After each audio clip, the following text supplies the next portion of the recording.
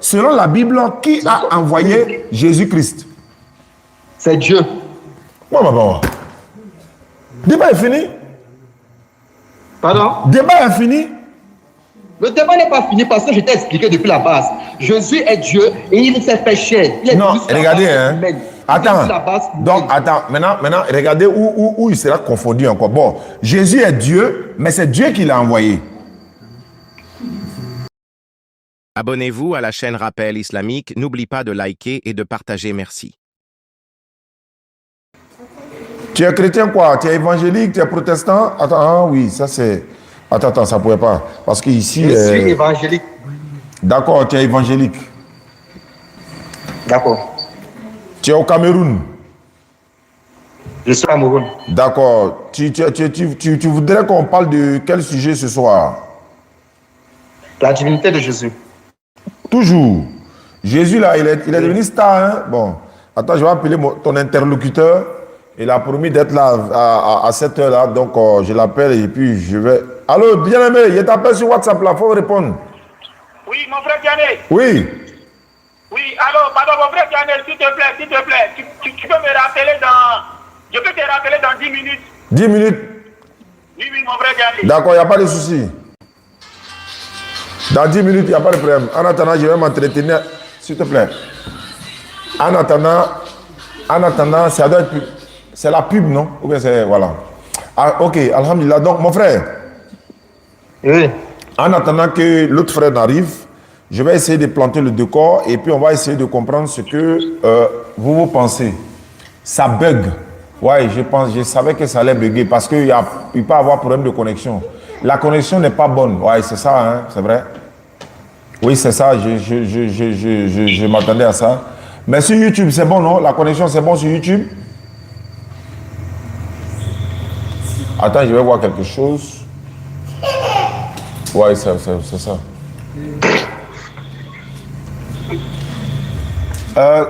C'est top. Ok, YouTube. Donc, TikTok, si ça ne va pas, allez-y sur YouTube en même temps. Parce que YouTube, apparemment, c'est bon ici. D'accord. Donc, mais bon, bien aimé. Ok, alhamdulillah, rabbil alamin, wa salatu wa salam ala rasulillah, salam alaikum à tous. Tu dis que tu es évangélique, tu es au Cameroun. Tu veux qu'on parle de la divinité de Jésus? Bon, c'est un sujet qui revient toujours. Et puis YouTube, j'espère qu'il n'y a pas écho, hein, le son est bon, hein, parce qu'on est à la mosquée. Donc j'ai mis sur le micro, les fidèles sont devant, donc ils sont en train d'écouter, quoi. D'accord.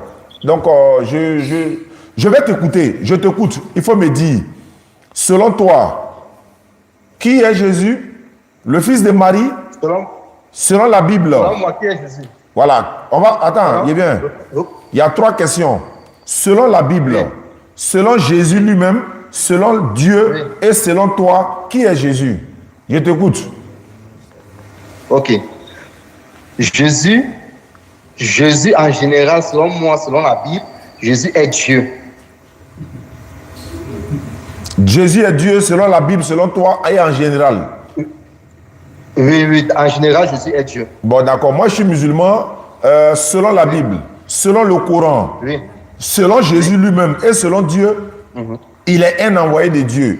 Maintenant, j'ai une première question à poser avant qu'on rentre dans le vif du sujet. Mais je préfère qu'on soit honnête et sincère. Si on n'est pas honnête, si on n'est pas sincère, ça va biaiser le débat. La question, parce que je me retrouve dans une mosquée qui était anciennement église. Cette mosquée était d'abord église.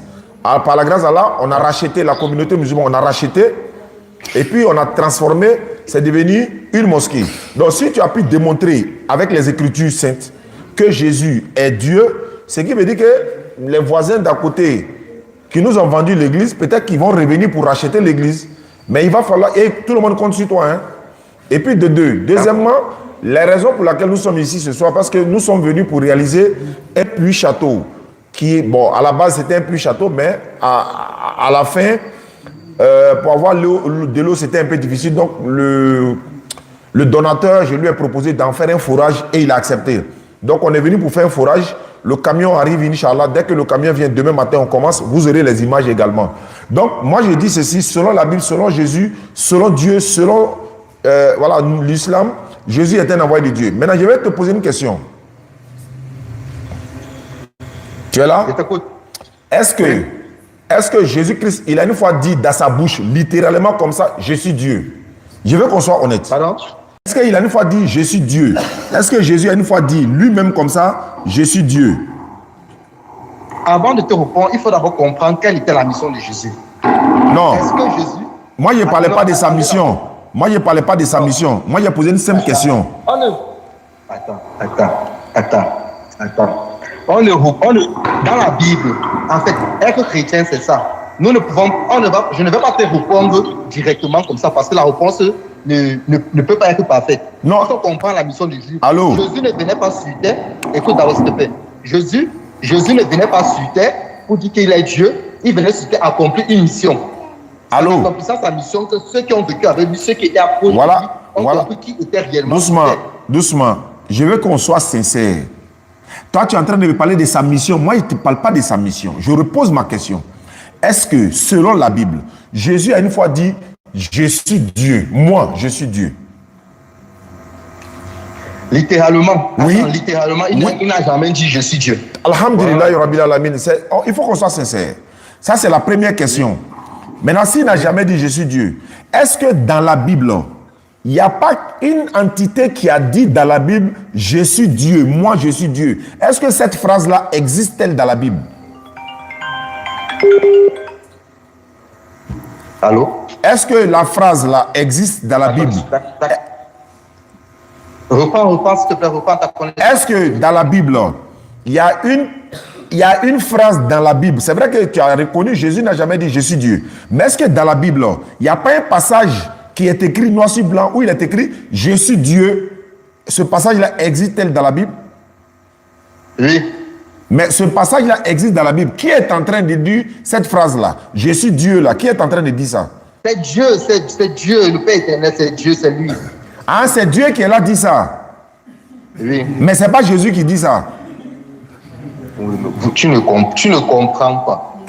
D'abord, bon, on va pas commencer le débat comme ça. Voici ce qu'on va En fait, je suis là planter le décor pour que quand on commence le débat là, on se comprenne.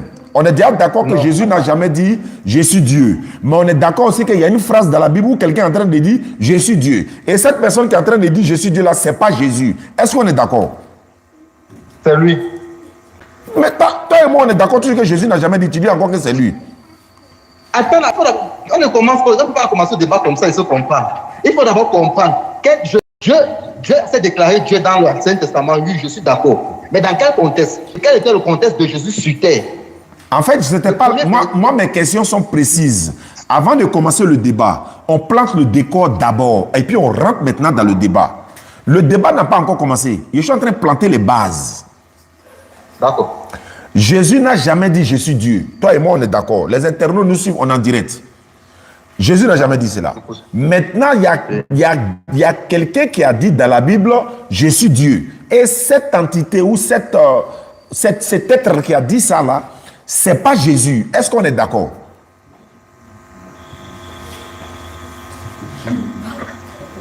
Je suis chrétien. Tu m'écoutes? Hein? Je t'écoute. Je suis chrétien. Pour moi, il n'y a pas deux dieux, il y a un seul Dieu qui se manifeste en forme de Trinité. Donc, je vais te dire que c'est Jésus qui parlait. C'est Jésus qui parlait. Et je peux aussi te poser une question. Attendez, avant de poser. Non, moi, j'ai fini mes questions, et puis toi, tu poses tes questions. Est-ce que Jésus a une fois dit littéralement je suis Dieu? On reprend à zéro. J'ai dit non. Très bien, tu as dit non. Mais est-ce que littéralement, ce n'est pas écrit dans la Bible je suis Dieu? Le mot là est dans la Bible, non littéralement. Pourquoi tu ne veux pas comprendre ce que ça te dit? J'ai dit on place les bases d'abord avant de rentrer dans le sujet. Chez toi. Je viens vers toi pour qu'on débatte sur la divinité de Jésus sur terre. Jésus qui est venu sur terre. Tu comprends? Jésus qui est venu sur terre. Jésus qui a une mission humaine sur terre. On doit débattre sur sa divinité. Si tu veux me ramener dans le passé, dans l'Ancien Testament, je peux te ramener aussi les versets que Jésus a dit, qu'il a existé même. C'est lui qui parlait dans l'Ancien Testament. Je reviens encore de nouveau. Il ne faut pas confondre entre guillemets. Il y a Jésus humain, il y a Jésus Dieu. Et?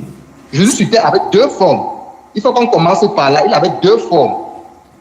La parole lui dit qu'il s'est fait chair. Cette parole s'est fait chair. Et même sur le Coran, Jésus est la parole de Dieu. Selon la Bible, il est la parole de Dieu. Et la parole de Dieu dans la Bible s'est fait chair. En la personne de Jésus-Christ. Donc Marie a donné naissance à l'humanité de Jésus. Est-ce que vous comprenez quelque chose? Parce que moi, je n'arrive pas à comprendre. Hein? Tu dis il y a des Jésus. Je n'ai pas dit qu'il y a deux Jésus.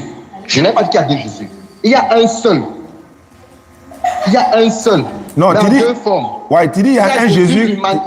Ouais, vas-y, vas-y. Jésus était sur terre en deux formes, la forme humaine et la forme divine. Tu m'écoutes? Ouais, je t'écoute. Hein. Oui, Jésus était sur terre sur la forme humaine. C'est cette forme humaine que vous, musulmans, vous essayez de mettre en contradiction avec sa forme divine. Ce qui n'est pas ça. Jésus nous a montré pleinement qu'il était humain et pleinement qu'il était divin. Il ne faut pas coller les deux, il ne faut pas confondre les deux. Ou mettre les deux en contradictoire, non. Je t'écoute, hein. Justement, et c'est pour cela que dans le premier verset de Jean, dans Jean 1, verset 1, il est écrit: au commencement était la parole. Et la parole était avec Dieu, et la parole était Dieu, et la parole s'est fait chair.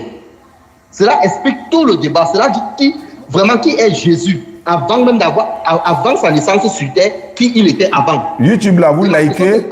TikTok là, vous tapotez. YouTube là, vous likez. Vous tapotez. Oui, allons-y, je t'écoute. Hein. La question que je voulais te poser, oui. Qui est musulman, nous sommes en train de débattre sur la divinité de Jésus dans la Bible, c'est ça, non? Selon la Bible. Oui, c'est dans la Bible seulement qu'on peut faire débat sur la divinité de Jésus. C'est dans la Bible seulement. Ok, d'accord. Est-ce que tu crois que Jésus a existé avant sa naissance sur terre? Jésus a existé avant sa naissance sur terre. Mais nous tous là, nous avons existé. Ce n'est pas Jésus seul. Tout le monde a existé avant notre... Je réponds. Attends. Mais je suis en train de répondre. Attends. Je passe ma question. Oui. Est-ce que tu crois en ce que Jésus a existé avant sa naissance? Parce que Jésus l'a si bien dit. Je peux répondre? Jésus l'a si bien dit. Dans Jean 17, verset 5, il dit que « Et maintenant, toi, Père, glorifie-moi auprès de toi, de la gloire que j'avais auprès de toi avant que le monde ne fût. » Est-ce que je peux répondre? Est-ce que tu crois qu'il a existé donc avant sa naissance sur terre? Est-ce que tu crois qu'il était au ciel? Est-ce que tu crois qu'il gouvernait? Est-ce que tu crois qu'il faisait tout ce que Dieu fait, qui il est avant sa naissance sur terre? C'est ma question. C'est faux. Il ne faisait rien que tout ce que Dieu fait. Ça, c'est faux et archi faux. Je réponds maintenant. Jésus est tout être humain. Nous avons existé avant d'être sur terre. Dieu ne nous a pas créés sur terre. Il nous a créés quelque part avant qu'on soit sur terre, naître par notre mère. Tout être humain. Laisse-moi répondre un peu. Ou bien ne pas répondre. Non, sois précis. Quelque part, c'est où? Je répète encore. Je répète. L'éternel Dieu là, il n'était pas arrêté sur la terre ici et puis nous a créés. Ou bien? C'est pas sur la terre, il était là lui-même, il est venu sur la terre et puis il nous a créés sur la terre pour nous déposer sur la terre ici. Non. Nous étions dans lui son laboratoire d'abord. L'être humain, Dieu nous connaissait nous tous avant de nous créer. C'est comme par exemple, je prends un exemple. Si par exemple, quelqu'un qui va fabriquer une voiture par exemple, la maquette de la voiture là, avant que la voiture soit manifestée là, la maquette à elle lui d'abord ça est dans sa tête d'abord. Il va maintenant produire ce qui est dans sa tête là sur un papier ou sur un mur avant de donner maintenant production à la chose. Dieu nous connaissait nous tous avant de nous créer. Personne ne peut dire que Dieu ne nous connaissait pas avant de nous créer. De façon... Je n'ai pas dit ça. Mais non, ce n'est pas Jésus seul. Dieu connaissait tout le monde. C'est lui qui nous a créés, non? Comment tu peux créer une chose que tu ne connaissais pas avant? C'est-à-dire que c'est le jour où tu le crées là, que c'est ce jour-là que tu apprends à le connaître. Il nous connaissait d'abord avant de nous créer. Donc, ce n'est pas Jésus seul. Revenons au sujet maintenant. La divinité de Jésus là. Moi, je vais maintenant rentrer dans le vif du sujet. Comme Jean-Luc n'est pas encore arrivé, c'est pas moi qui ai fait le débat avec toi aujourd'hui, c'est Jean-Luc. Mais avant qu'il n'arrive, lui, il est pasteur. Toi, tu as une brebis, lui, il est pasteur. Donc, qu'est-ce que je veux dire par là? Jésus-Christ, selon la Bible, en fait, le débat est tellement simple. C'est vous qui voulez rendre ça difficile pour vous torturer vous-même. Comme le Kémite là l'a dit la dernière fois, il dit, pourquoi vous vous faites ça vous-même? Pourquoi vous vous fatiguez vous-même? Pourquoi vous vous torturez l'esprit vous-même? Je vais poser une question. Selon la Bible, qui a envoyé Jésus selon la Bible? Voilà le débat simple. Pardon? S'il est Dieu, on va savoir. S'il n'est pas Dieu. Selon la Bible, qui a envoyé Jésus-Christ? C'est Dieu. Le débat est fini. Pardon? Débat est fini. Le débat n'est pas fini parce que je t'ai expliqué depuis la base. Jésus est Dieu et il s'est fait chair. Non, regardez, hein. Attends. Donc, attends. Maintenant, regardez où il sera confondu encore. Bon, Jésus est Dieu, mais c'est Dieu qui l'a envoyé. C'est lui-même qui vient se former chair. Le verset 1. Jean 1 signifie. Doucement, faut pas courir. Faut marcher. Faut marcher, faut pas courir. Faut pas courir. Je repose ma question de façon simple. Bon, dis-moi. Voilà ma question. Voilà ma question simple. Voilà ma question de façon simple. Jésus est Dieu, tu as dit. Maintenant, selon la Bible, oui, qui a envoyé Jésus? C'est lui-même. Tu es sûr que c'est lui-même? C'est lui-même Dieu. Tout à l'heure, il vient de dire c'est Dieu. Il dit c'est lui-même, non? Il a lui donné un passage. C'est Dieu. Bon. C'est Dieu. Écoute. C'est Dieu qui envoie Jésus sur terre. Et ce Jésus-là, c'est lui-même Dieu. C'est Dieu qui envoie Jésus sur terre, mais ce Dieu-là, c'est lui-même. C'est lui-même. Donc, Jésus, il s'est envoyé.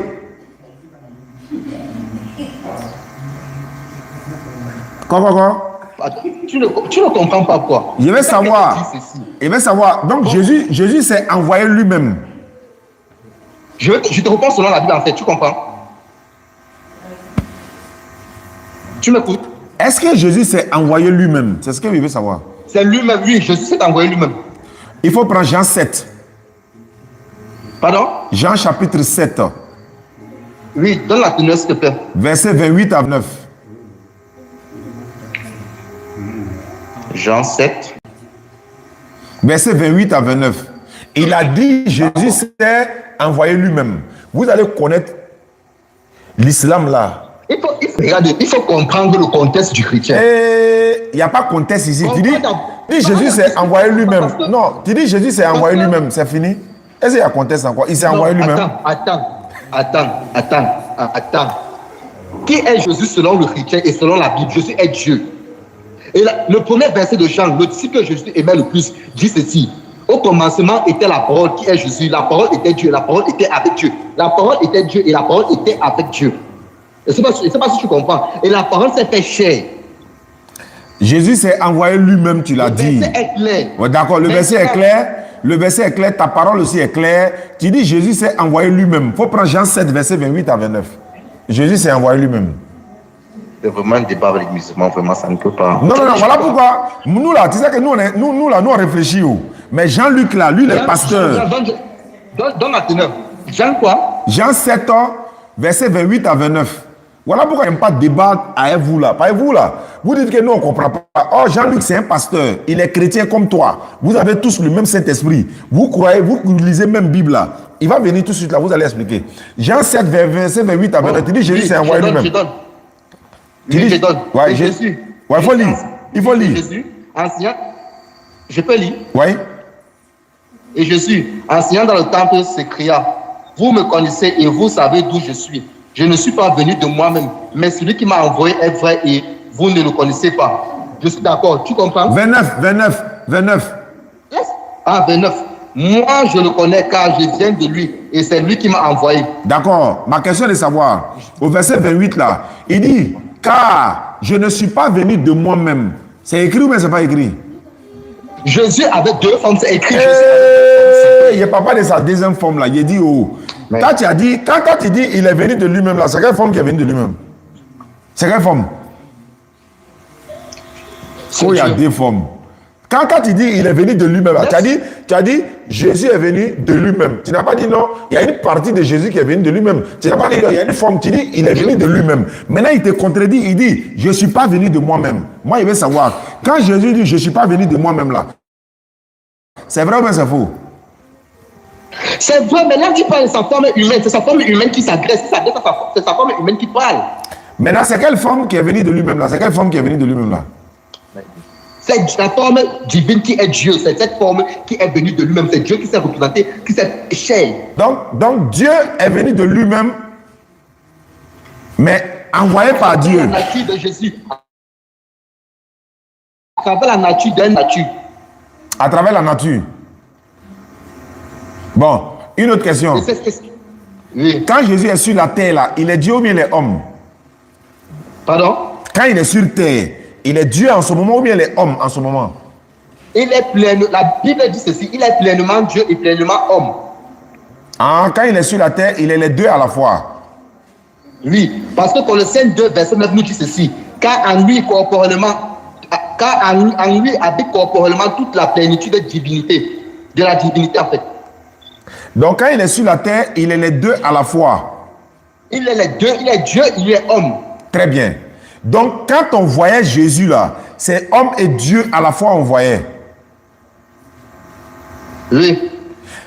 Dieu était en lui, hein. Dieu n'était pas ailleurs, Dieu était en lui. Hein. C'est pas ça? Dieu était en lui. Très bien. Dieu était en la personne. Regardez encore. Hein. Très bien. Donc, Jésus sur la terre, il dit, mon Dieu, pourquoi m'as-tu abandonné? Alors qu'il a Dieu en lui. Quand il dit, mon Dieu, pourquoi m'as-tu abandonné? Alors qu'il a Dieu en lui, il s'adresse à quel Dieu? Il s'adresse. Là, c'est sa nature. J'étais toute la double nature. C'est sa nature divine qui s'adresse à sa nature humaine qui s'adresse à sa nature. Non, les deux sont déjà ensemble, non? Non, les deux sont déjà ensemble. Justement, c'est Dieu. Même dans le Coran, laisse-moi te dire que même dans le Coran, Dieu s'est adressé, même dans le Coran, Dieu s'est adressé à lui-même. C'est pas grave. On dit Jésus là, comme il est les deux ensemble. Attends, il dit ça. Attends. Est-ce que dans le Coran, Dieu s'est adressé à lui-même? Ouais, il s'adresse à lui-même. Ouais, il n'y a pas de problème. Il s'adresse à lui-même. Maintenant, il dit, quand Jésus, il a les deux, quand ils sont deux là, les deux sont là. Maintenant, quand il s'adresse à lui-même là, il dit plus encore tu. Il dit plus tu m'as abandonné. Ah, ici, il dit il dit quoi? Mon Dieu. Alors que mon Dieu, son Dieu, il est déjà Dieu. Il a Dieu en lui déjà. Il ne peut plus dire mon Dieu. Pourquoi il dit mon Dieu, pourquoi tu? Quand il dit tu là, ça veut dire quoi?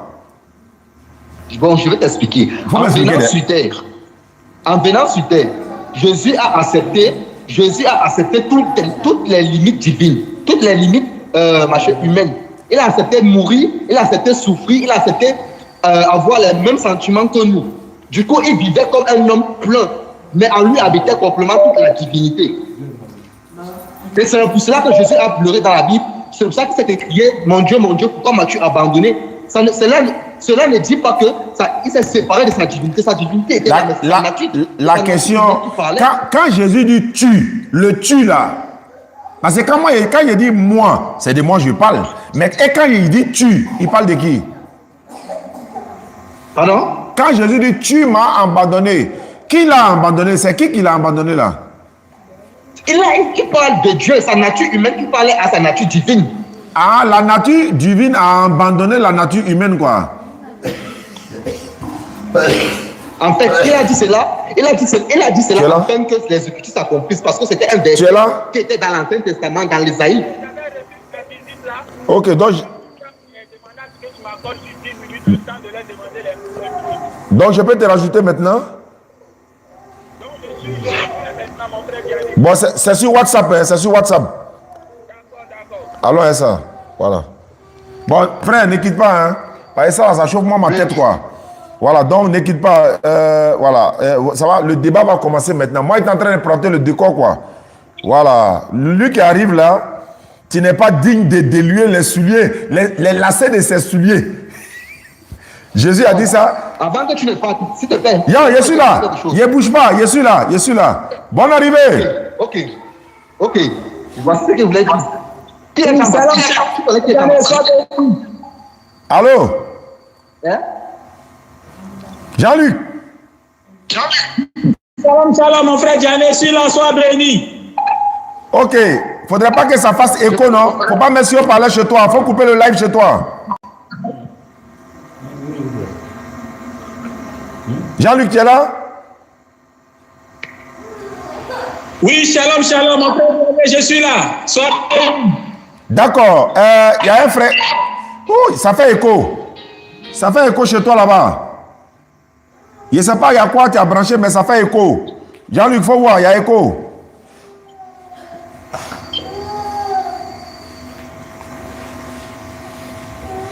Attendez, s'il vous plaît.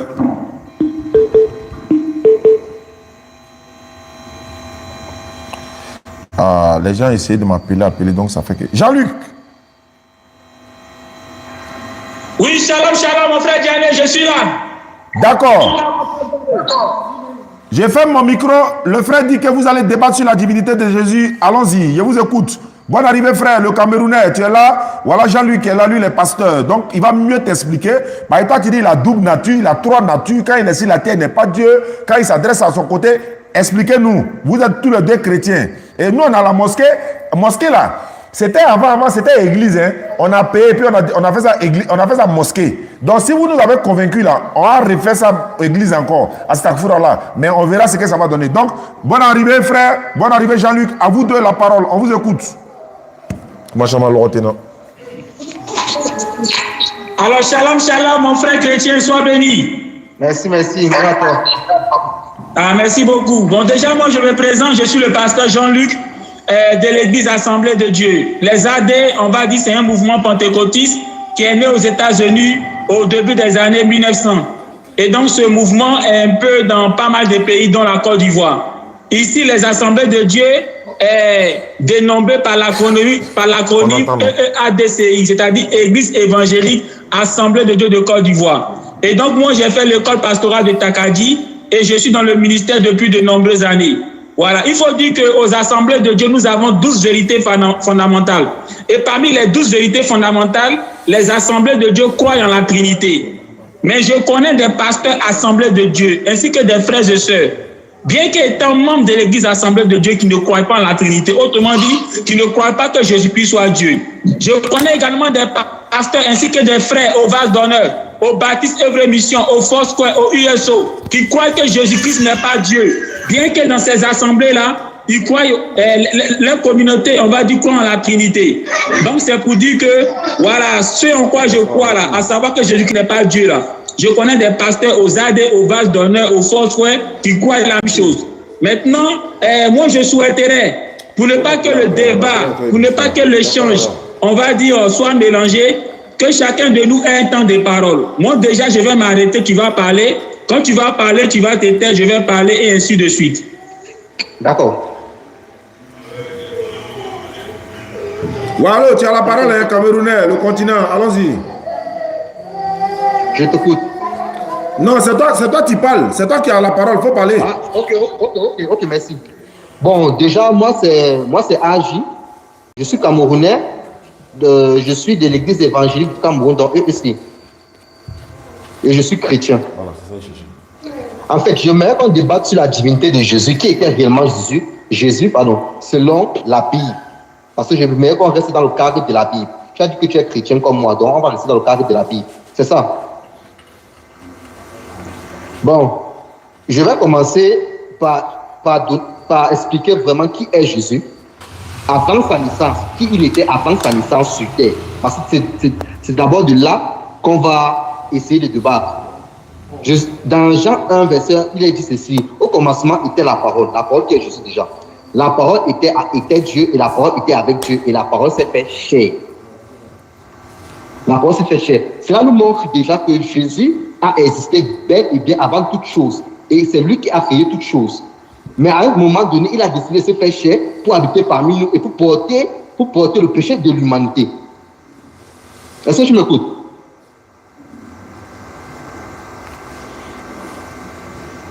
Ouais, il faut parler. On t'entend, il faut parler. Tu n'as pas besoin qu'il réponde, il faut parler.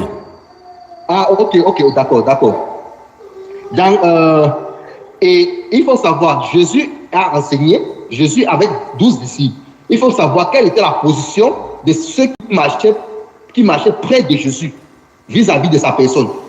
Quand tu prends le livre de Jean toujours, tu pars dans son verset 20 à 28, tu vois, de son verset 20, chapitre 28 du verset 20, Thomas dit ceci à Jésus: mon Seigneur et mon Dieu. Là, c'est que Jésus chaque jour. Là, c'est quelqu'un qui marche avec Jésus chaque jour. Il est mieux placé pour savoir avec qui il marche. Il appelle Jésus après la résurrection du Seigneur. Il dit: mon Seigneur et mon Dieu. Dans Tite 2, verset 13, Jésus est appelé notre Dieu et notre Sauveur. Dans Hébreux 1, du verset 8 à 9, Dieu lui-même, Dieu, vous qui dites qu'il y a Jésus, il y a Dieu, Dieu là appelle Jésus Dieu. Car il dit ceci: ton trône, ô Dieu, est éternel. Ici, c'est Dieu qui parle au sujet du Fils. Donc, je vais m'arrêter d'abord là pour commencer. Ok, Jean-Luc, tu as la parole. Allô, Jean-Luc. Jean-Luc, voilà. Je me présente. Voilà, shalom, shalom. Je suis le pasteur Jean-Luc de l'Église d'Assemblée de Dieu. Comme je le disais, les AD, c'est un mouvement pentecôtiste qui est né aux États-Unis au début des années 1900. Et ce mouvement est représenté dans beaucoup de pays, dont la Côte d'Ivoire. Ici, les AD sont reconnus par l'acronyme EADCI, c'est-à-dire Église évangélique Assemblée de Dieu de Côte d'Ivoire. Moi, j'ai fait l'école pastorale de Takadi et je suis dans le ministère depuis de nombreuses années. Et comme je vous l'ai dit, aux AD, nous avons 12 vérités fondamentales. Et parmi ces 12 vérités fondamentales, les assemblées de Dieu en tant que dénomination, en tant que mouvement, croient en la Trinité. Mais je connais des pasteurs assemblées de Dieu. Je connais des frères qui ne croient pas en la Trinité, ou qui ne croient pas que Jésus soit Dieu. Je connais aussi des pasteurs et frères au Vase d'Honneur, au Foursquare, au USO, au Baptiste Œuvre Mission, qui ne croient pas également que Jésus-Christ soit Dieu. Alors tout à l'heure, mon frère, il a le récit de Jean chapitre 20, où Thomas, qui ne croyait pas que Jésus-Christ était vivant, a dit comme ça que tant que lui, il ne voit pas la marque d'un clou dans les paumes de Jésus, lui ne va pas croire. Et c'est comme ça que quand Jésus-Christ leur est apparu, Jésus-Christ leur a dit, regarde mes mains, regarde mes pieds, enfonce ton doigt. Et quand il a mis son doigt, Thomas, rempli de stupéfaction, Thomas, ébahi, s'exclamant en disant, mon Seigneur et mon Dieu. Quand tu prends le texte de Jean chapitre 20 là, lorsque Thomas dit mon Seigneur et mon Dieu là, devant les gens, mis point d'exclamation. Ça veut dire quoi? Lorsqu'on met un point d'exclamation devant une phrase, ça veut dire que c'est une exclamation. Ici, Thomas s'exclame. Mais pourquoi il s'exclame? Le récit dit quoi? Avant que Jésus n'arrive là, Thomas doutait. Il disait que tant que lui ne voit pas là, il ne va pas croire que Jésus est vivant. Donc, du moment qu'il a vu, alors il s'exclame. Donc, quand il s'exclame en disant mon Seigneur et mon Dieu là, c'est pas Jésus qui l'appelle mon Seigneur et mon Dieu, mais il s'exclame de savoir que Dieu, qui est son Seigneur, a fait en sorte que Jésus soit vivant. Tu comprends? C'est comme toi, par exemple, une voiture veut te cogner, et puis la voiture t'esquive, et puis tu dis mon Dieu. Toi, tu dis mon Dieu parce que la voiture ne t'a pas cogné là. Tu n'appelles pas la voiture mon Dieu, mais tu es en train de dire que Dieu merci parce que Dieu n'a pas permis que la voiture te cogne. Donc, quand une voiture veut te cogner, puis tu cries mon Dieu là, c'est pas la voiture que tu appelles mon Dieu. Mais ici là, tu remercies Dieu, tu t'exclames de ce que Dieu n'a pas permis que la voiture te cogne. Donc ici, Thomas qui ne croyait pas que Jésus est vivant là, quand il a vu que Jésus est vivant là, il s'exclame en disant mon Seigneur et mon Dieu. Donc il est rempli d'étonnement de savoir que Dieu, son Seigneur, n'a pas permis que Jésus-Christ meure. Tu comprends? Tout à l'heure, tu as cité le texte de Jean chapitre 1, le verset 1. Il a dit quoi? Au commencement était la parole. La question est de savoir au commencement de quoi? Il s'agit du commencement de la création. Alors quand on dit au commencement de la création était la parole, la question qu'on se pose, avant le commencement de la création, est-ce que la parole était? Non. Mais qui était avant le commencement de la création? Dieu était. Dieu là, lui n'a pas eu de commencement. Lui là, il était toujours avant le commencement. C'est pour ça que la Bible l'appelle l'éternel. Le mot éternel signifie celui qui n'a pas de commencement. En arabe, on appelle ça Al-Qayyum, c'est-à-dire celui qui suit jusqu'à. Donc Dieu là, il est éternel. Donc avant le commencement là, Dieu lui il était. Mais la parole, elle était au commencement de la création. Autrement dit, la parole fut la première, fut au début de la création. Tu comprends? Donc la parole là est la première création que Dieu a faite. Est-ce que Dieu peut être créé? On ne peut pas créer Dieu. Jésus-Christ, en Apocalypse chapitre 3, le verset 14, il dit quoi? Je suis le commencement de la création de Dieu. C'est Jésus qui parle. Il dit qu'il est le commencement de la création de Dieu. Ça veut dire quoi? Ça veut dire que quand Dieu a pensé à créer là, c'est lui qui l'a fait d'abord. Attends, est-ce qu'on peut créer Dieu? Mais Jésus dit qu'il a été créé. Tu vois, on commence tout mettre la parole. Donc la parole là, c'est la première création que Dieu a fait au commencement. Tu vois, la parole a été créée, Dieu n'a pas été créé. Jésus en Apocalypse 3,15 dit qu'il a été créé en premier dans toute la création de Dieu. Tu vois, Jésus a été créé, Dieu n'a pas été. Maintenant, Jean dit quoi? Après la création de la parole là, elle s'est retrouvée à Dieu. Le Dieu avec qui s'est retrouvée la parole là, c'est lui qui est l'éternel. Lui là, il n'a pas été au commencement. Il a existé avant le commencement. Tu comprends? C'est lui qui a créé la parole au commencement. Et cette parole s'est retrouvée avec lui. Maintenant, après, Jean dit quoi? Cette parole qui a été créée au commencement et qui était avec Dieu, qui lui était avant le commencement là. Jean dit que cette parole a été Dieu. Mais attends, qu'est-ce qui t'étonne de savoir que la parole aussi était Dieu, tout comme le Dieu avec qui il était, après que Dieu l'ait créé au commencement. La Bible dit, Exode chapitre 7, verset 1, Moïse est appelé Dieu. Tu comprends? Moïse est appelé Dieu. Donc, Corinthiens chapitre 4, le verset 4, Satan est appelé le Dieu de ce monde. Jean chapitre 10, le verset 30 à 29, Jésus dit que nous les humains, là, nous sommes des dieux. Attends, si Satan est appelé Dieu, si Moïse est appelé Dieu, si les humains que nous sommes appelés Dieu, c'est Jésus qui ne sera pas aussi appelé Dieu. Donc, quand Jean dit la parole est Dieu, là, ça ne doit pas t'étonner. Parce que Moïse même est appelé Dieu, Satan est appelé Dieu, nous les humains, nous sommes appelés Dieu. Donc, c'est Jésus qui ne sera pas aussi appelé Dieu. Mais quand on dit la parole était Dieu, là, on n'est pas en train de dire que le Dieu avec qui était la parole là, la parole était en même temps ce Dieu là. Pourquoi? Parce que le verset 14 dit « Et la parole a été faite chair ». Mais quand on dit la parole a été faite chair, la question, qui a fait la parole chair? Tu comprends? Parce que quand on dit la parole a été faite chair, c'est différent de dire que la parole s'est faite chair. Quand on dit quelqu'un s'est fait chair, là, c'est lui-même qui s'est fait chair. Mais quand on dit quelqu'un a été fait chair, c'est quelqu'un qui l'a fait chair.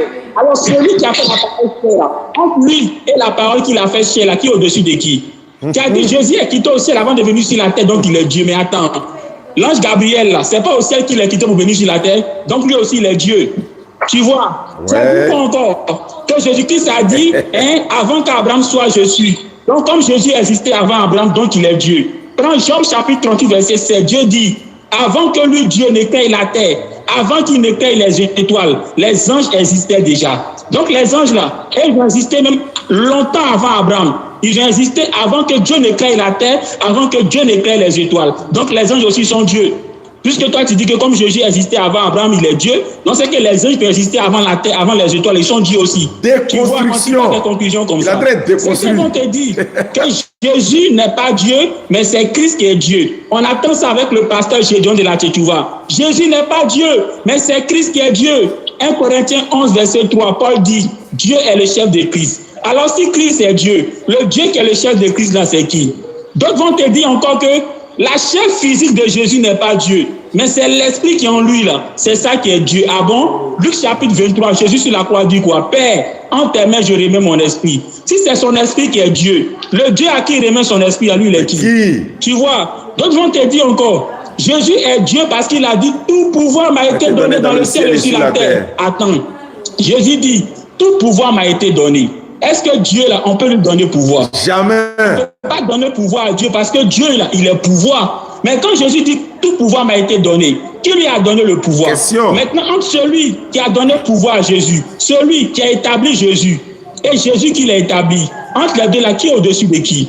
Hébreu chapitre 7 dit, c'est l'inférieur qui est béni par le supérieur. Donc Dieu qui a donné pouvoir à Jésus, là, c'est lui qui est au-dessus de Jésus. 1 Corinthiens chapitre 1, verset 24 à 28, Paul dit quoi? Lorsque l'Écriture dit que Dieu a tout soumis à Jésus, il est évident que Dieu qui lui a soumis sous toutes choses est accepté. Autrement dit, quand bien même que Dieu a donné tout pouvoir à Jésus, lui a donné le nom qui est au-dessus de tout nom, Dieu reste toujours au-dessus de Jésus. C'est Paul qui dit ça en 1 Corinthiens 15, verset 24 à 28. Donc déjà, je m'arrête là, je te laisse ici. Allô, ouais, le continent, tu as la parole. D'accord, merci. Déjà, tu es en train, là, ton interprétation que tu es en train de donner, ce n'est pas ce que dit la Bible. Ce n'est pas ce que dit la Bible. La Bible est claire. La Bible, dans ses premiers versets, est claire. Il dit que au commencement était la parole qui est Jésus, la parole était avec elle était au commencement avec Dieu, tout à elle. Et rien de ce qui n'a été fait sans elle. Tu comprends? Tu dis que c'est la parole, tu as dit ceci, la parole là, c'est la parole de Dieu, mais qui a commencé à exister. Mais en bas, Jean nous fait comprendre que cette parole-là, rien n'a existé avant qu'elle. Je ne sais pas si tu me comprends bien. Rien n'a existé avant la parole. Donc la parole est Dieu. Jean est précis. Jean a tout dit. La parole s'est fait chair et elle a habité parmi nous. Du coup, je suis avec double nature sur terre. Quand Jésus est sur la croix, et que mon Dieu, pourquoi m'as-tu abandonné? Là, c'est sa personne, c'est sa nature humaine qui s'agresse, qui ressent tout le péché, qui ressent la face de Dieu, de sa nature divine qui s'écarte, parce que là, le péché nous sépare de la face de Dieu. Là, il ressent tout le poids de l'humanité, tout le péché qui porte sur lui, avant de prononcer le son qui dit, mon Dieu, pourquoi m'as-tu abandonné? Cela ne veut pas dire qu'il n'est pas Dieu ou il n'est pas un humain. C'est un humain là qui s'adresse à lui-même, à sa personne divine. Tu dis que quand il est sur la croix, il meurt, il dit Seigneur, entre tes mains, mon Dieu, Seigneur, entre tes mains, je remets mon esprit. Justement, là il remet son esprit entre sa personne, entre les mains de sa personne divine, qui est toujours lui-même Dieu. Qui est toujours même Dieu. Si tu crois en la Trinité, tu vas facilement comprendre. Mais si tu ne crois pas en la Trinité, tu ne vas même pas comprendre. Ouais. Parce que tu ne peux pas me dire que Jésus n'est pas Dieu, mais il est le seul. S'il faut le considérer comme un prophète, déjà, je ne sais pas comment je considère Jésus. Si je ne sais pas si pour toi c'est un prophète, pour toi c'est qui, je ne sais pas. Mais il est le seul dans la Bible qui a fait tout ce que. Attention. Phone 1 disconnected. Non. Phone 1 connected. Dans les péchés. Et les gens, les pharisiens qui autour répondent ceci après avoir, quand il dit à la femme, va, tes péchés te sont pardonnés. Les pharisiens disent ceci. Qui donc peut pardonner les péchés si ce n'est que Dieu seul? Eux, ils ont au moins compris. Dans Jean 5, verset 21 à 23, Jésus dit ceci. Le Fils donne la vie.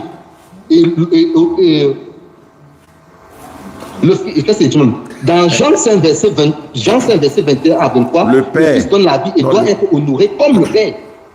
Jésus qui est sur terre, qui est peut-être un prophète, comme je ne sais pas comment tu le considères, qui est peut-être un prophète comme toi, mais il dit carrément qu'il doit être honoré comme le Père qui est Dieu. Je ne sais pas si tu comprends. Ça ne sonne pas. Comment quelqu'un qui n'est pas Dieu peut dire qu'il doit être honoré comme Dieu, s'il n'est pas vraiment Dieu? Jésus, Jean continue dans son verset 11, Jean 11, verset 25, je vais dire, Jean 11, verset 25, Jésus dit ceci, je suis la résurrection et la vie. Il est la résurrection et la vie. Donc, il a tous les attributs de Dieu. Tu as pas, dans ma première parole, tu as pris tous mes versets, mais tu as laissé un seul verset, donc tu n'as pas pu parler. Tu as laissé le verset Hébreu 1, du verset 8 à 9. Et j'aimerais que tu en parles dessus. Là, Dieu dit ceci. Dieu parlait du Fils et dit, ton trône, ô Dieu, est éternel. Ici, c'est Dieu qui parle clairement de Jésus. Comment Dieu peut donc dire à Jésus que ton trône, ô Dieu, est éternel? Comment? Il n'y a pas deux dieux, il y a un seul. Mais comment il dit ton trône, ô Dieu, est éternel? En fait, il s'adresse à lui-même dans sa forme trinitaire. Il s'adresse à lui-même.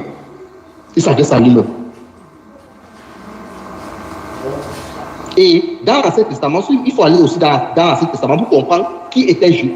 Donc, qui était Jésus, qui était la personne que Dieu annonçait dans l'Ancien Testament. On va aller dans Ésaïe 44, verset 6. Ainsi parle l'Éternel, je suis le premier et je suis le dernier. Et hors moi, il n'y a point d'autre Dieu. Là, c'est ce que Dieu dit dans l'Ancien Testament. Et quand on parle dans l'Apocalypse, on voit que Jésus reprend les mêmes attributs de Dieu. Il dit carrément à Jean qu'il est le premier et le dernier, l'alpha et l'oméga.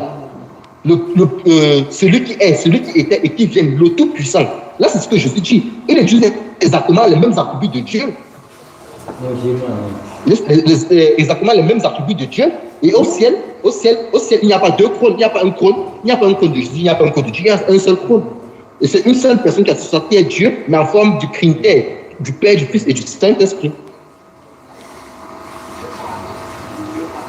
Jésus nous a montré clairement sur terre qu'il était un homme vraiment comme nous, parce qu'il s'est fait chair, mais au-delà de tout ça, il nous a démontré clairement qu'il est un être divin. Il est Dieu qui s'est fait chair. Il a pardonné les péchés. C'est que Dieu fait seul. Et c'est la seule chose, et c'est la seule chose que Dieu fait. La seule chose, pardonner les péchés. Personne ne peut pardonner les péchés. Et les pharisiens ont compris. Et c'est pour ça que les pharisiens voulaient lapider. Ils ont dit c'est ça à Jésus. Nous ne te lapidons pas, nous ne voulons pas te lapider parce que tu fais de bonnes œuvres, mais parce que tu te fais Dieu. Eux, ils ont compris au 1er siècle. Nous sommes censés aujourd'hui être plus intelligents que eux. Mais eux, ils ont compris ce que Jésus voulait dire par là. Et c'est pour cela qu'ils ont voulu le lapider. Et c'est l'une des causes pour laquelle ils l'ont crucifié, parce qu'il se faisait Dieu. Eux, ils ont compris ce que Jésus voulait dire. Le gloire qu'aujourd'hui, au 20e siècle, des gens n'arrivent pas à comprendre ou bien à écouter réellement ce que Jésus voulait dire par là. Ils ont tué Jésus pour ça. Et tous les 10 disciples de Jésus, à part Jean qui était là, qu'on a exilé, tous les 10 autres disciples sont morts en proclamant Jésus, Seigneur et Sauveur, Dieu. Ils ont accepté de mourir jusqu'au dernier souffle en disant que Jésus est Dieu. Et comment si eux qui étaient mieux placés, eux qui ont marché environ 3 ans avec Jésus, s'il n'était pas Dieu, pourquoi donc mourir pour quelqu'un que tu sais qui n'est pas Dieu? Pourquoi? Je ne comprends pas ça, c'est ce que je ne comprends pas. Si Jésus n'est pas Dieu, pourquoi les 10 autres disciples ont décidé de mourir, accepter de mourir en proclamant qu'il est Dieu? Il y a quelque chose qui ne sonne pas. Je te donne la parole. Jean-Luc. Ouais. Jean-Luc, à toi la parole. Shalom. Bon, je crois que ça, c'est des points que le Seigneur a permis de déjà aborder déjà dans le passé. Donc, je me présente, je suis le pasteur Jean-Luc de l'Église Assemblée de Dieu. J'ai fait l'école pastorale de Takadi. Je suis dans le ministère depuis de nombreuses années. Et je fais partie de la JADSI. La JADSI, c'est la Jeunesse Assemblée de Dieu de Côte d'Ivoire. Alors, tu vois, bien-aimé, le texte de Jean chapitre 20, là, le contexte... S'il te plaît. Non, c'est moi qui parle, non, s'il te plaît. Il faut souffrir de te taire. Non, reprends le verset Hébreux 9. Souffrir de te taire. Non, tu es en train de sauter mes versets, ne saute pas mes versets. Non, c'est à lui d'intervenir. Il intervient comme il veut. Laisse-le parler. Ouais. Tu peux te taire. Tu te tais. Quand tu parlais, il n'a pas intervenu. Donc, il faut te taire. Les internautes, c'est pas ton problème. Les internautes nous écoutent. Il faut te taire, il faut l'écouter. Voilà. Allons-y, Jean-Luc. Encore une fois, shalom. Je suis le pasteur Jean-Luc de l'Église Assemblée de Dieu. J'ai fait l'école pastorale de Takadi. Il veut dire que c'est pas ton camarade. Je suis dans le ministère depuis de nombreuses années. Voilà. Et je fais partie de la JADSI. La JADSI, c'est la Jeunesse Assemblée de Dieu de Côte d'Ivoire. Voilà, tu n'es pas son camarade. Il faut dire que moi, j'ai pratiquement fait les AD. J'ai fait le CODIP. Le CODIP, c'est l'école du dimanche. C'est vrai qu'après, j'ai fait le groupe Postcare. J'ai fait même plus tard les bases d'honneur. Mais j'ai essentiellement évolué au sein des AD. Alors, bien aimé, concernant l'épisode de Thomas en Jean chapitre 20, tu sais, un verset là, pour le comprendre là, le Saint-Esprit voudrait que tu tiens compte du contexte. Quand tu es animé par le Saint-Esprit pour comprendre un verset, il faut tenir compte du contexte. Parce qu'un verset pris hors du contexte devient un prétexte.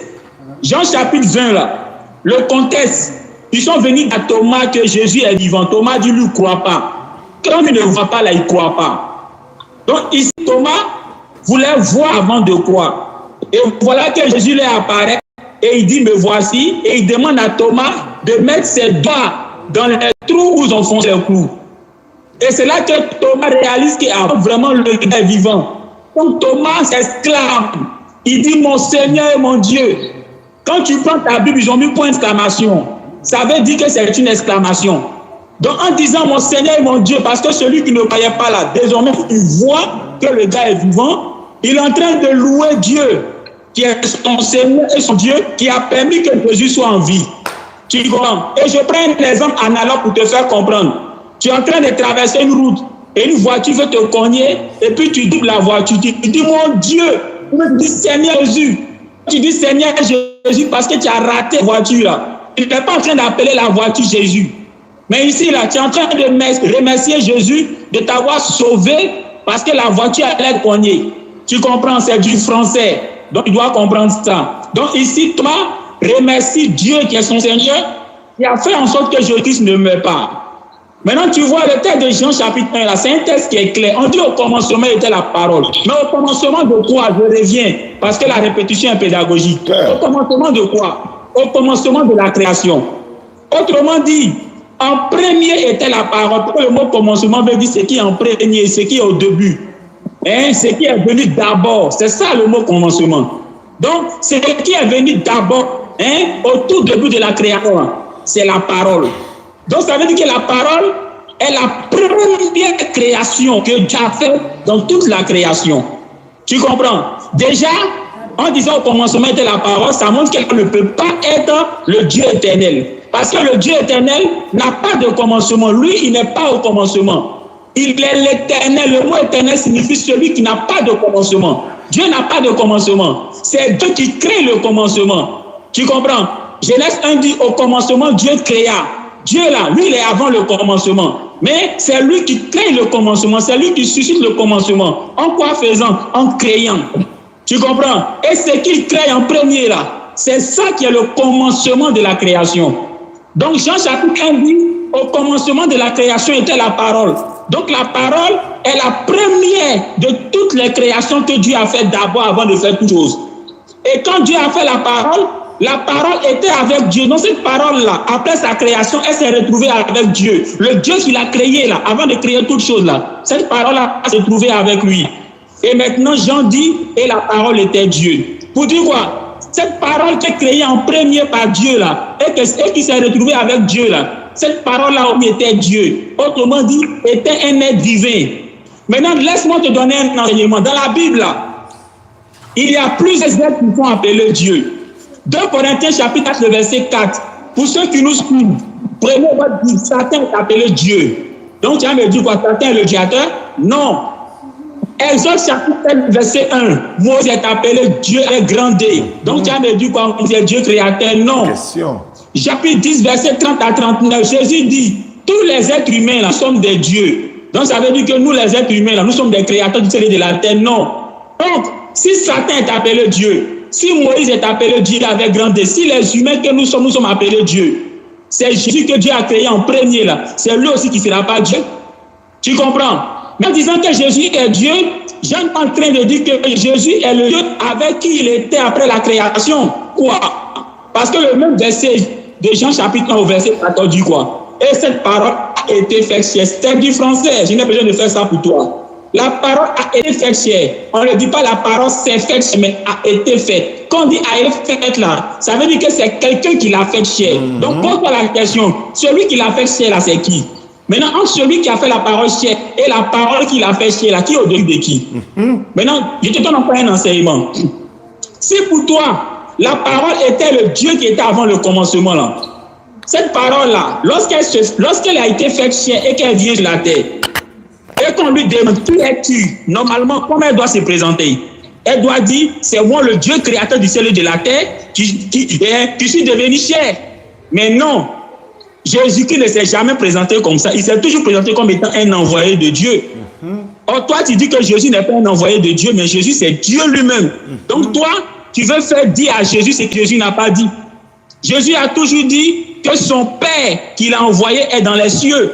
Jésus n'a jamais dit que son Père là, est sur la terre ici avec lui. D'ailleurs, quand Jésus a montré à ses disciples comment prier, il a dit, quand vous priez, dites, notre Père qui est aux cieux. Jésus a toujours dit que son Père là, est dans les cieux et non sur la terre ici avec lui. Tu comprends? Donc celui qui était sur la terre là, ce n'était pas le Père, mais c'est celui que le Père a envoyé. Tu comprends? Tu dis comme ça que quand Jésus a dit que moi et le Père nous sommes un, les pharisiens ont dit, ah bon, donc toi tu te fais Dieu. Tu vois bien, tu as un problème. Si toi, tu veux prendre les propos des pharisiens pour la vérité, là, c'est que toi, tu ne connais pas la Bible, tu n'as pas le Saint-Esprit. Les pharisiens, là, c'est des gens qui n'aiment pas Jésus. Donc, eux, là, ils veulent attribuer à Jésus des propos qu'il n'a pas dit. Ils veulent faire dire à Jésus ce que Jésus n'a pas dit.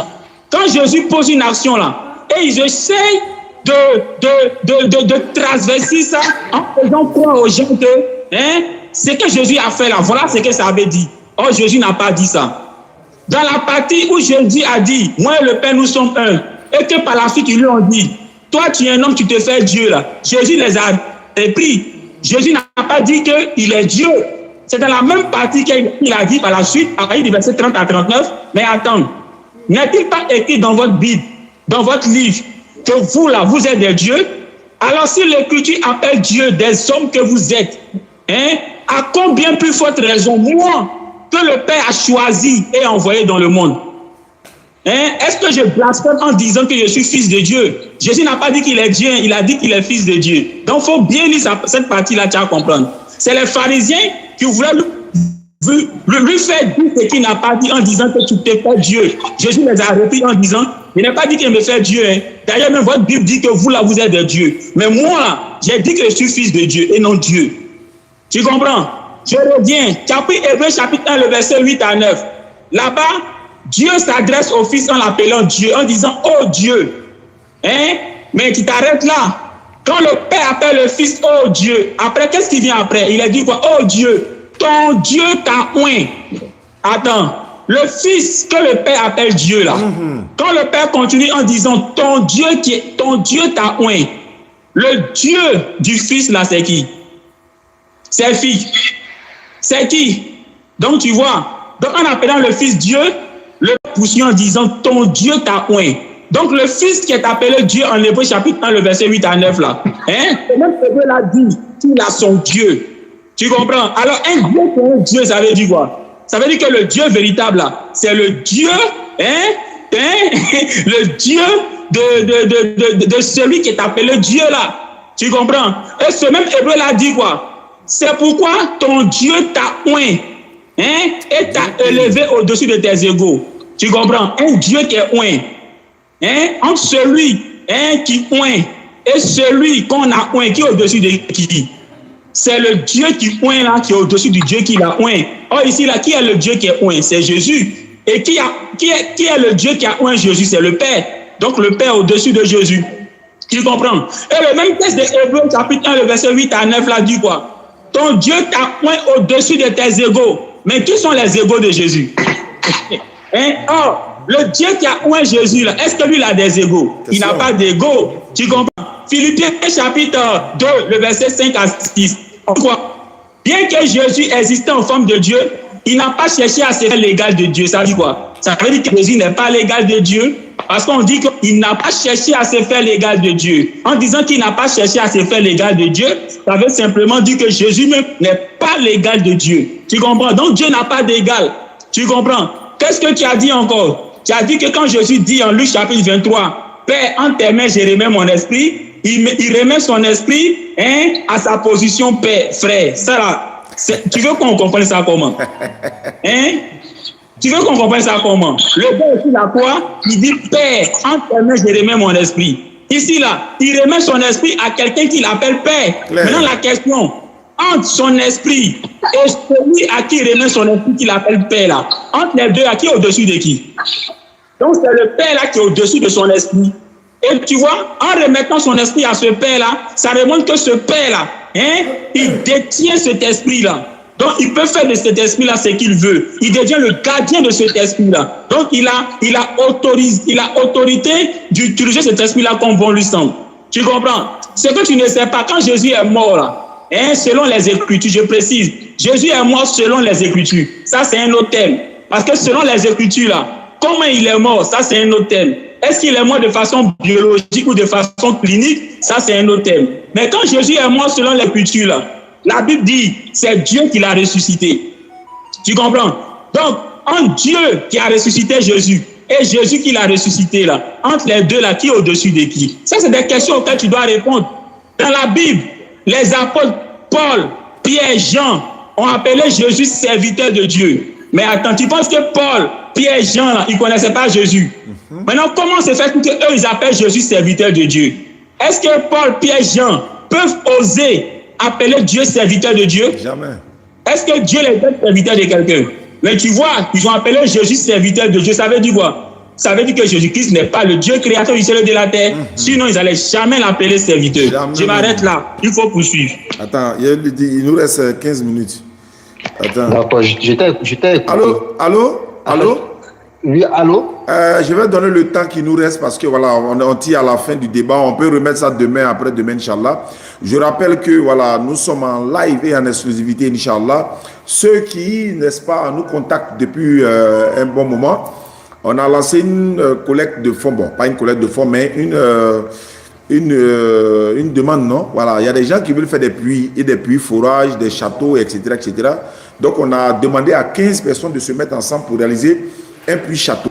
Et nous sommes quelque part actuellement, on va réaliser un forage même ici, dès demain, Inch'Allah, et puis après, on va se rendre du côté de l'ouest pour aller réaliser ou encore inaugurer le puits château qui a déjà été réalisé pour les frères d'Épinay, Rachid d'Épinay et les frères authentiques. Ça va être inauguré à la rentrée, Inch'Allah. Donc, ceux qui veulent participer aux 15 personnes pour réaliser un puits château, on a déjà bouclé les premières 15 personnes. Il reste maintenant la deuxième partie des 15 personnes. Et dans la deuxième partie des 15 personnes, on a déjà 3 personnes qui sont déjà inscrites. Donc, vous me contactez sur mes numéros WhatsApp pour dire, Oustaz, comment on fait pour participer parmi les 15 personnes pour réaliser un puits château? C'est-à-dire un seul puits château construit à la mémoire de 15 parents ou des défunts. Mais vous êtes 15, vous vous mettez ensemble et puis on réalise le puits château. Vous êtes 15, vous vous mettez ensemble, on réalise le puits château. Il y a 15 personnes qui sont déjà inscrites. Donc, on lance encore une autre vague de 15 personnes. Si vous êtes intéressé, vous nous contactez, on vous envoie les images et puis on vous dit comment ça fonctionne. Mes numéros sont le 05 94 87 58 58. 05, l'indicatif de la Côte d'Ivoire c'est le 225. Donc 05 94 87 58 58. Vous mettez en WhatsApp.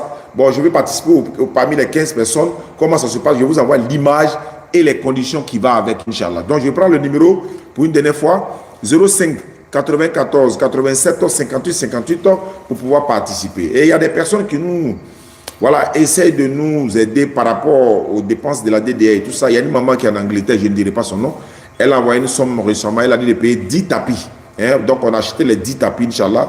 Quand il y a des convertis, on va les remettre ça, Inch'Allah. Donc le numéro de la DDR, c'est le 07 47 32 04 55.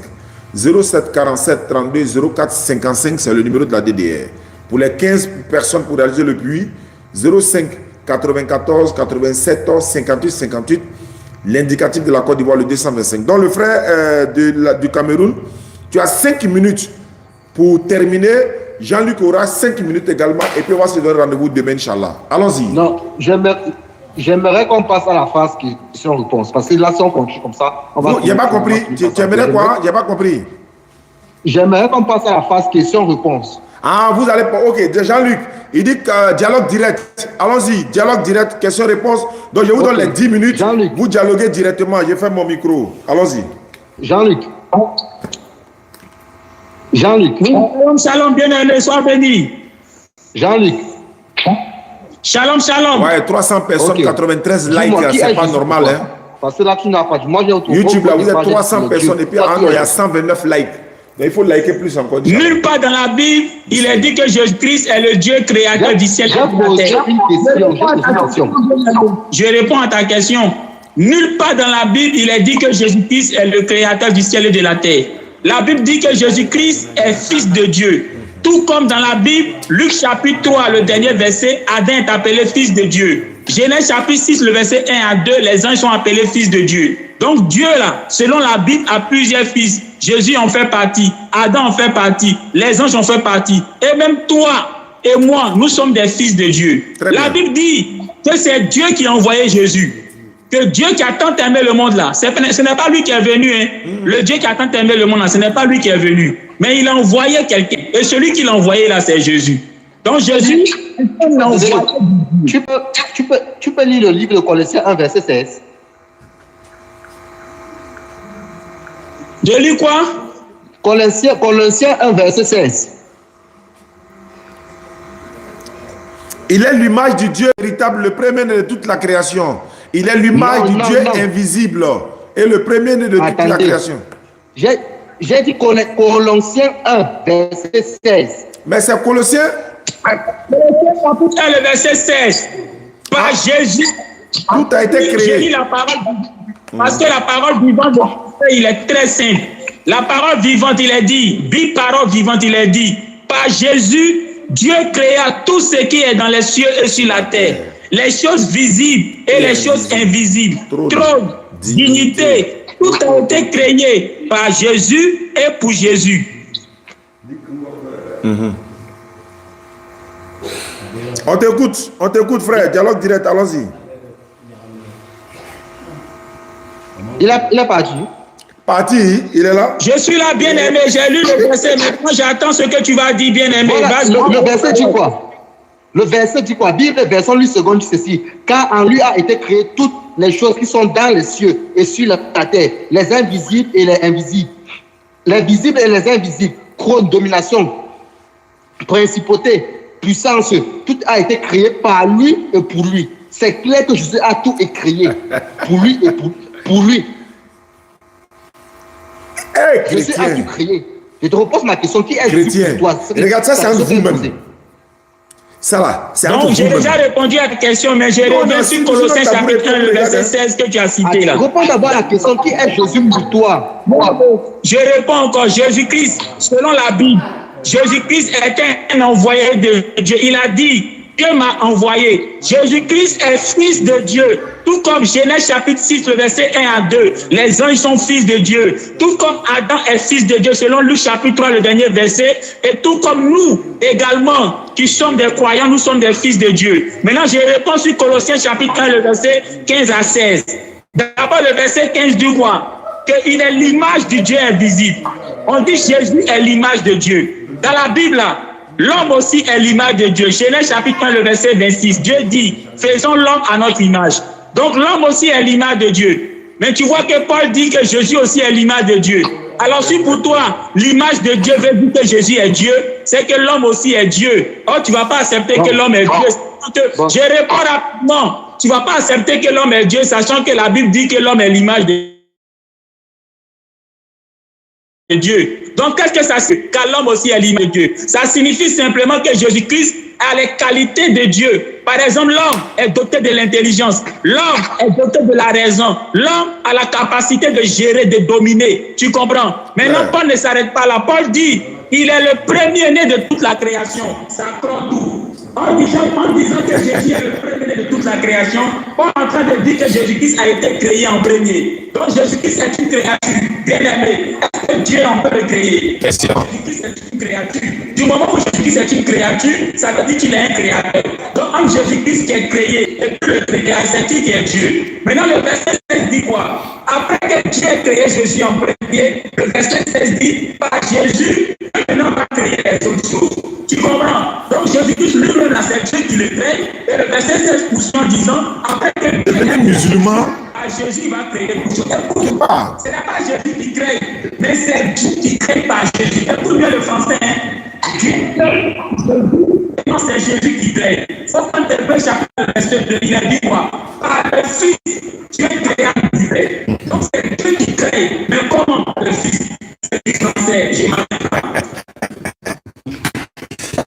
D'accord. ça c'est entre vous-même.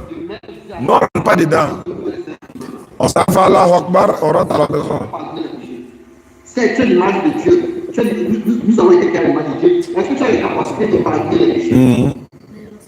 Est-ce que tu as les capacités de donner la vie éternelle? Est-ce que tu as les capacités de rendre tout vrai? Est-ce que tu as les capacités de honorer comme Dieu? Parce que Jésus a fait ça. Il a dit ça. Il a dit cela.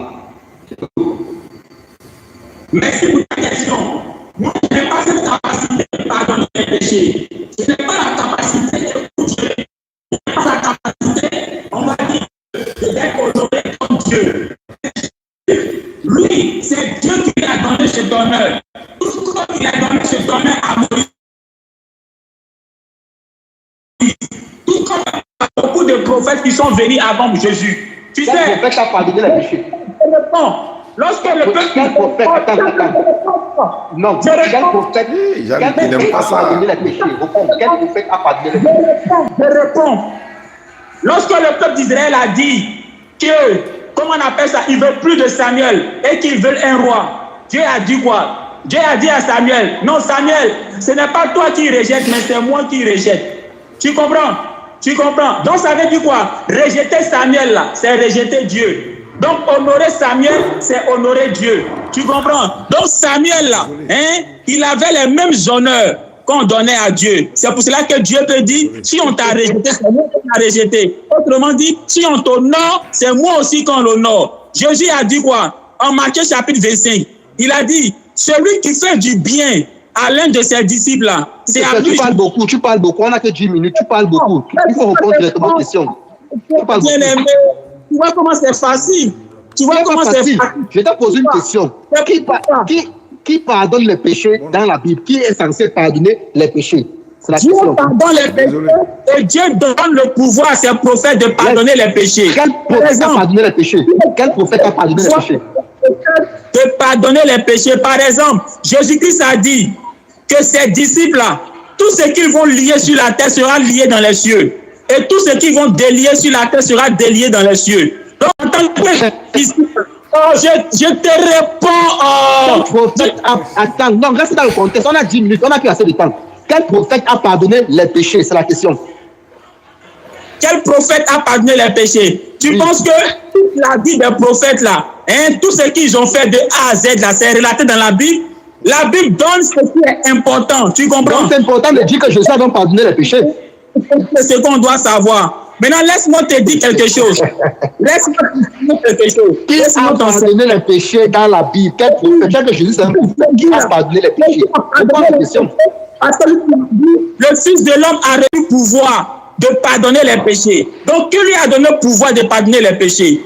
Pourquoi ce n'est pas de son propre chef qui pardonne les péchés, mais il a d'abord reçu le pouvoir de pardonner les péchés? S'il n'avait pas reçu le pouvoir de pardonner les péchés, est-ce que Jésus serait capable de pardonner les péchés?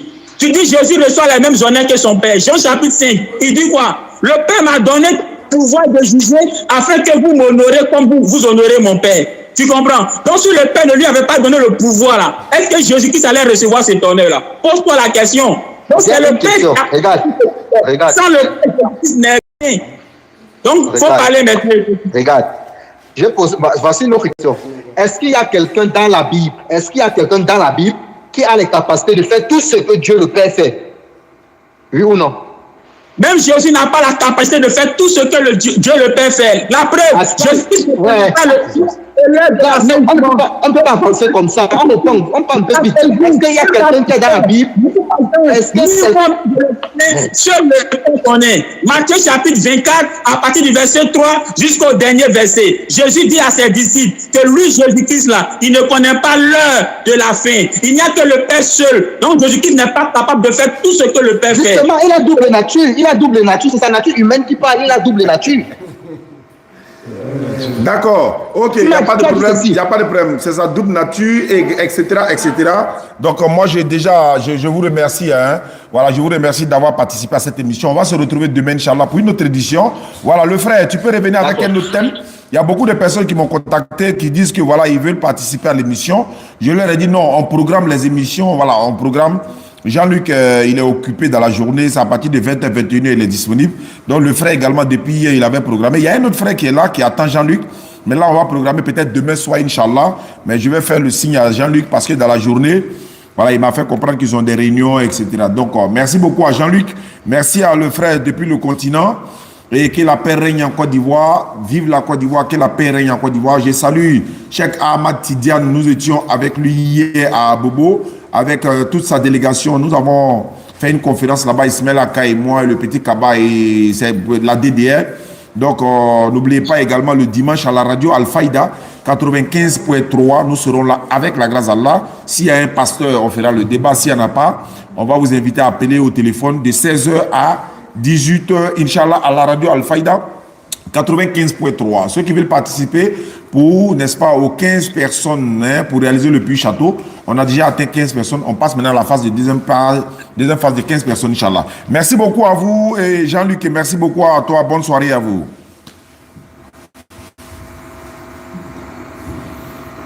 D'accord. Ils étaient là, mais bon, ils n'ont pas répondu. Donc, merci beaucoup à ceux qui nous suivent à travers le monde. Donc, on va se dire demain. Demain, je vous enverrai certaines vidéos de là où nous sommes pour voir ce que nous sommes en train de réaliser ici, Inch'Allah. Assalamu alaikum wa rahmatullahi wa barakatuh. Ceux qui veulent mes numéros, 05 94 87 58 58. 05 94 87 58 58. Wassalamu alaikum wa rahmatullahi wa barakatuh. Inch'Allah.